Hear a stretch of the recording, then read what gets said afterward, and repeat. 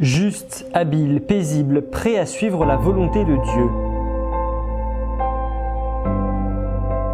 C'est ainsi que l'on décrit Saint Joseph, l'époux de Marie, l'homme choisi par Dieu pour être le père adoptif de Jésus sur la terre.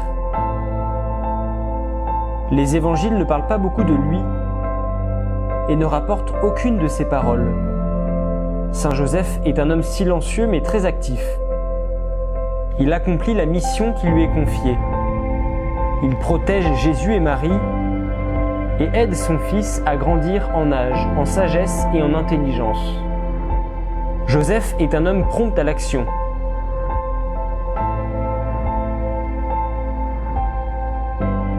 Il n'y a pas d'homme plus digne de confiance que lui. Les saints le savent bien. Sainte Thérèse d'Avila disait « Je ne me souviens pas de lui avoir jamais rien demandé qu'il ne m'ait accordé immédiatement. » Il était probablement moins vieux qu'on l'imagine. C'était un grand travailleur qui enseignait son métier avec rigueur à Jésus. C'était un homme juste, comme les évangiles le décrivent, un juif qui observait et respectait la loi.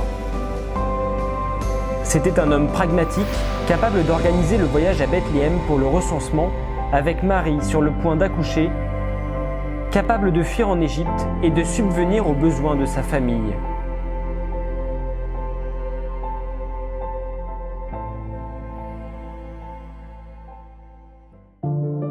Son silence est le fruit de l'acceptation consciente de la tâche que Dieu lui a confiée.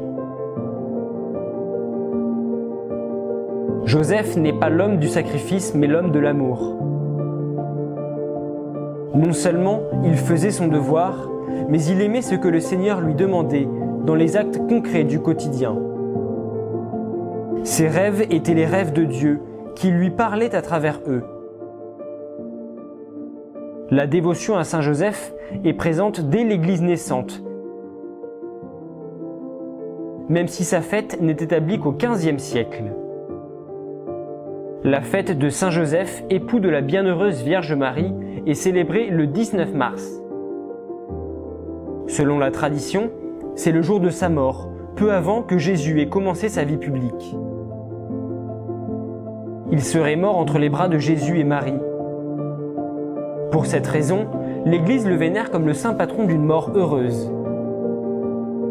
En 1870, Pie IX proclame Saint Joseph patron de l'Église universelle.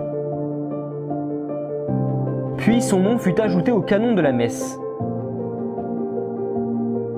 L'Église consacre le mois de mars et les mercredis de manière particulière à Saint Joseph.